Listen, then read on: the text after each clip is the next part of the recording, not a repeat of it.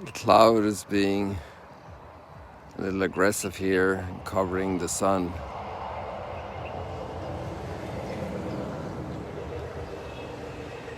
What beautiful moments.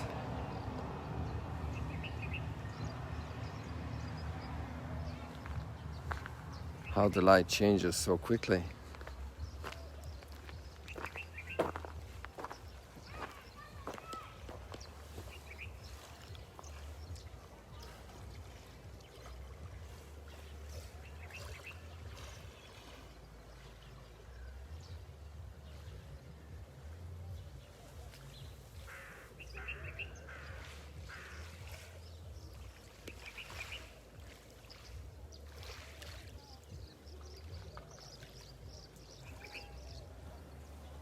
We're still there at the Mount of Beatitudes, right in the center of the screen now.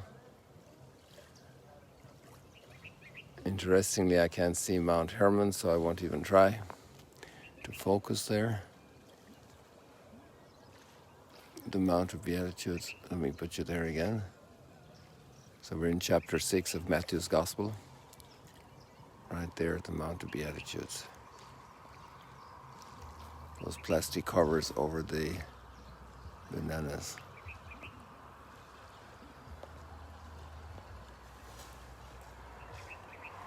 And here we have this beautiful morning, the colors, the fire in the clouds. Oops, moving around a little bit too much here. It's great to see you all again. Yesterday there was a great joy. Just at the end of breakfast, a couple come over to the table. They were actually in visiting on behalf of Sarel Agency, or with them rather, and an American pastor, a famous pastor, and his wife. It's just great to see people coming back again. So basically what we're having now are like people coming in scouting the options, the possibilities, paving the way. There was a group of passages here, this university organization for university students, bringing thousands of kids here. And so the first group was already here. So little by little, things are awakening.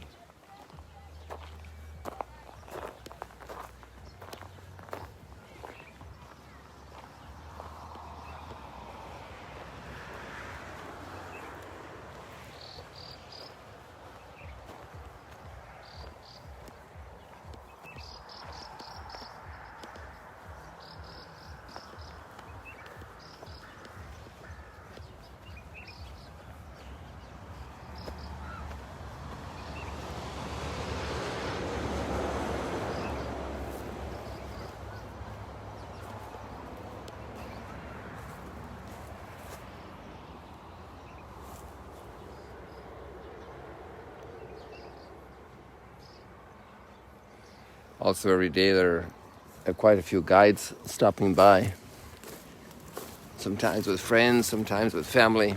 Yesterday there were one guide and two friends, and they're walking around the lake. They just turned 55, so they're doing their vacation here around the lake.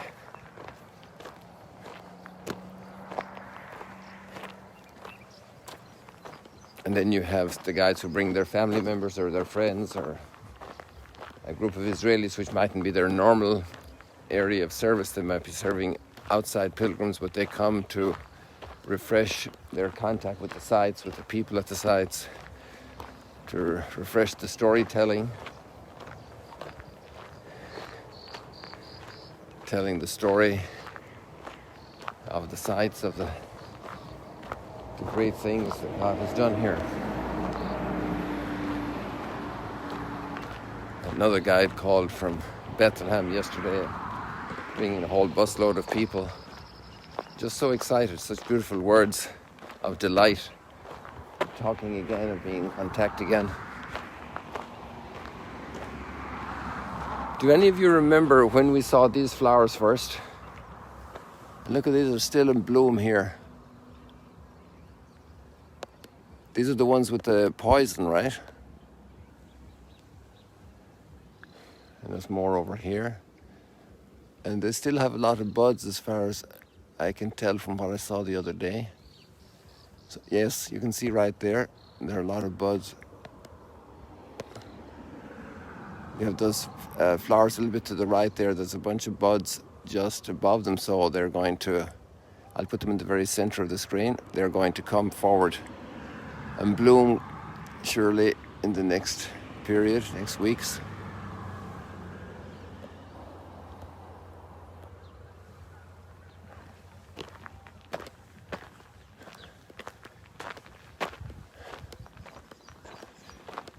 So today is the last normal day for a good 10 days probably, or more or less 9 days.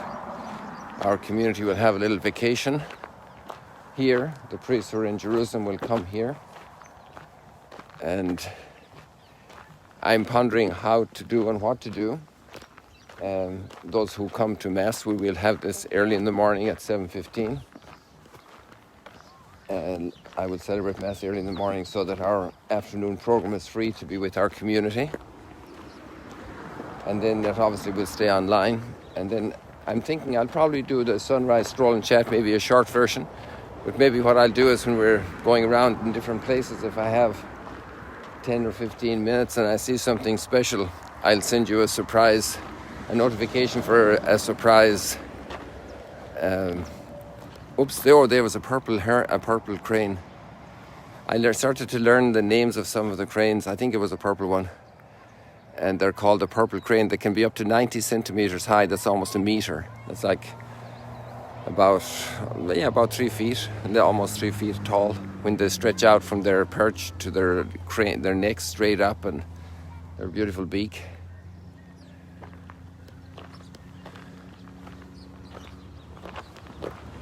There you got some birds flying by in a hurry. So the sun is victorious again over the clouds.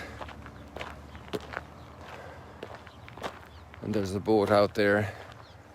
I think it looks like a fun boat.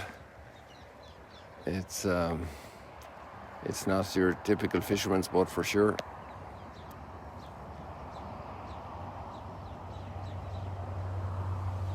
So they probably have a lot of loud music and they're far enough away that we don't hear them, so we let them enjoy their space. It would be nice if they did that always that way, because at 3:30 this morning they came in blaring, their speakers blaring. Isn't it amazing with all the earphones we have nowadays that people can't enjoy the fullness of music without interfering in the space of others? But that's life. That's the way the history of humanity has always been, interfering in the space of others. But then our kingdom is not in this world. As nice as places can be in this world, and as happy as we can be doing certain things, to remember that our kingdom is not here.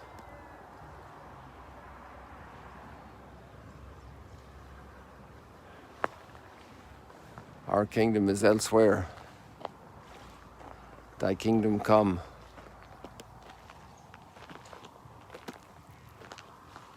We're on a path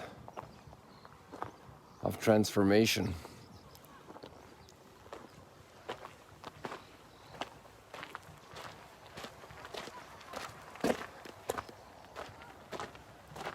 The path can be easygoing like here sometimes, or can be a path up that piece of mountain up there. And that can be very difficult.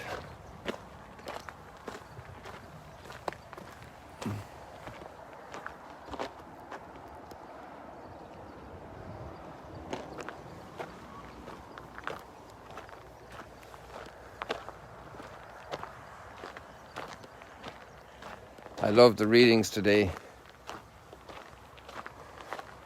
Well, you love them every day, I think, right?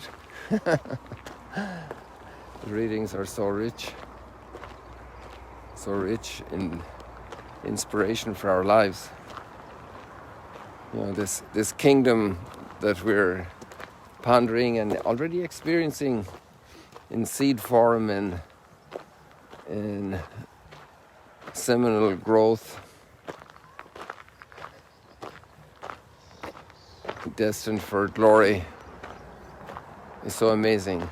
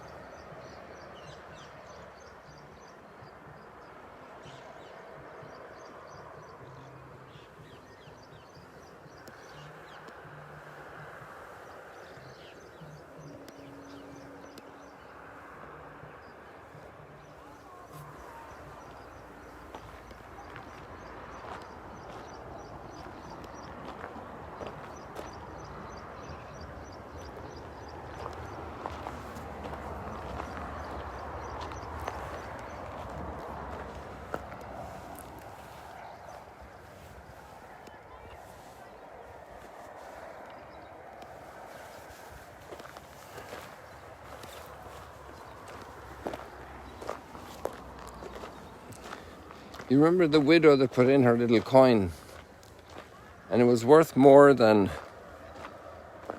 all the powerful major gifts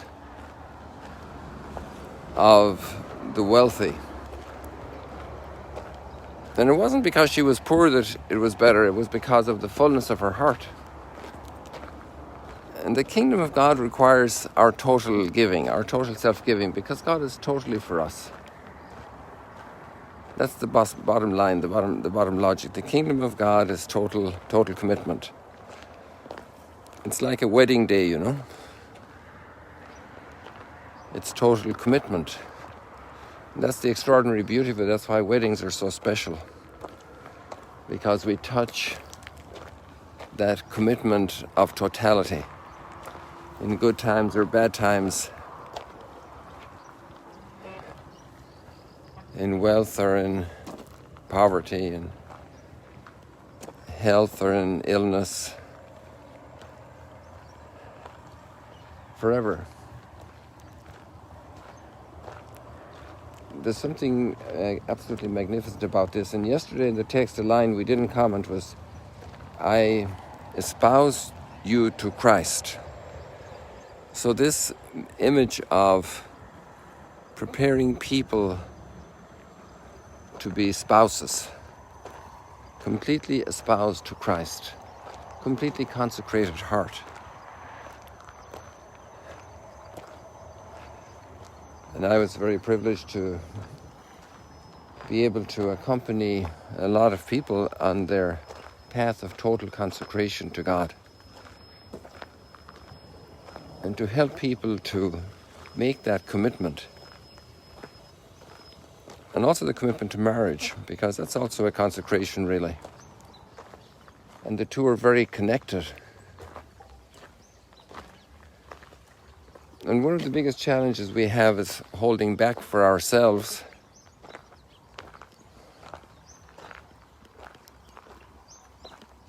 That whole dynamic of holding back or being completely given. And where is the... It's not really a fine line, because it's two different dynamics. And when we are completely given, then we are completely ourselves.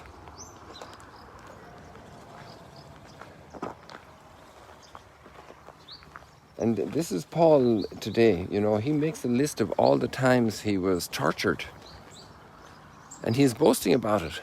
Like, how can you boast about this? How can you boast about this, about suffering? And he says he's stupid. He said, I'm an idiot. I'm foolish.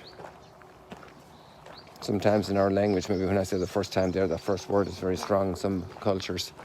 But actually the word idiot and the word foolish, from fool, are also very strong. Although sometimes in different contexts they can be kind of lighter understood, more lightly understood. But it's basically the same thing. And he said, it's ridiculous for me to be boasting. But since he's in resolving a conflict with the community, or trying to resolve it, and dealing with accusations, then he is going through so much. It's amazing. That conversation is so intense, the way he's talking to them. You got to go in there and check out that link and read it. And the logic here is the same as the widow's mite logic. It's the same as all the Beatitudes. Blessed are the poor in spirit. Blessed are those who suffer injustice for the sake of the kingdom. Lots of people being persecuted right now. There's a major country in the world where one of their states just introduced legislation to close down all Catholic education. And if you look at the history of Catholic education, all the schools and all the universities, all they do is they lift up people. You might have one bad teacher who was not good, or you might have a period of time when people were severe in demanding things from the children. But there were also things that were parallel in the society at the time. But the legacy of Catholic education is amazing. And the millions of people that have committed their lives totally to educate others, to lift them up out of poverty. And without salaries. They get their clothes and their food on their back and a little bit of food on the table, and they work in the culture where they are. And they bring so many people to full blossoming, or to a more complete blossoming than they would ever have imagined would be possible.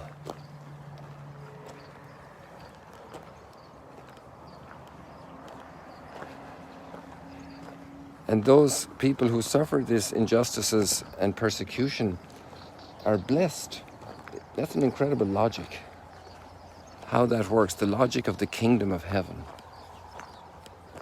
And so the boasting of our own talents, of how much money we have, or how many degrees, or how cool we are, or how sportly, or how many medals, or how many musical instruments we play, or whatever it is, in a way it's a little ridiculous, because the biggest thing is where my heart is.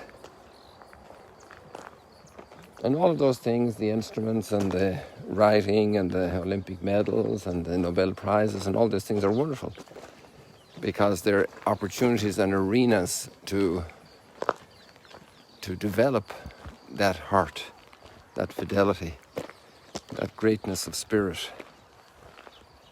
Where your heart is, where your treasure is, there your heart will be. What are your biggest concerns? And that reveals what your treasures are.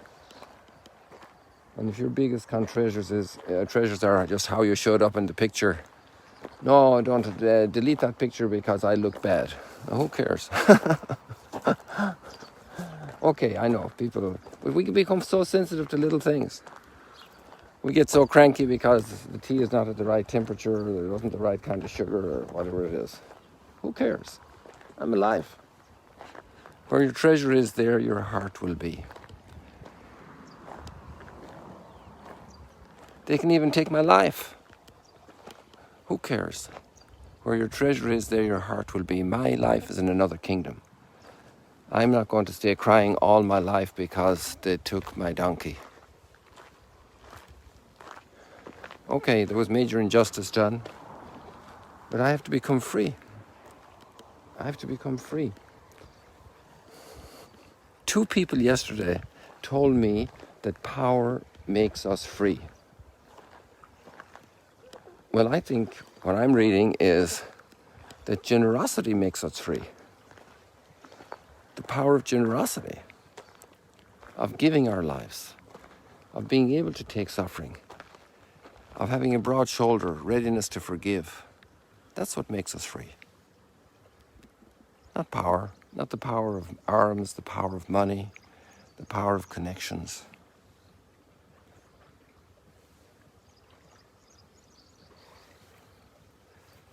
It's the power of the kingdom of heaven. Thy kingdom come. Give us this day our daily bread. I don't need much more. The one plate of manna in the desert of life.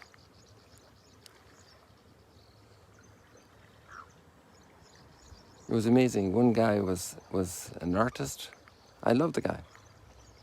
One guy was a guide. I'm it's a fantastic guy. But power doesn't make us free. Power could make us a slave, actually. So read the readings today, they're amazing. Where your treasure is, there your heart will be. And if your treasure is in terrible danger, then you're going to be shuddering and nervous and sad all the time. And in this world, all the treasures are passing, every single one of them. But we have huge treasure in heaven, the kingdom of heaven. Laying down our lives, wherever it is. You might even be as enslaved in a drug band, and you can still lay down your life to help others. You mightn't be able to escape that horrible social condition. So there's no circumstance where you cannot be generous. No circumstance. You could be a patient in bed, you could be a nurse serving that patient. You could be the owner of the hospital, you could be a doctor making a lot of money. There's no circumstance where you cannot be generous. No circumstance. Generous in gratitude, generous in a smile. People, it's delightful here with you this morning at this beautiful spot on the Sea of Galilee for our sunrise stroll and chat. Thank you so much for joining. See you later, alligator. Keep an eye out on the alerts from now on, because we might have some surprises in the next 10 days, okay? God bless you.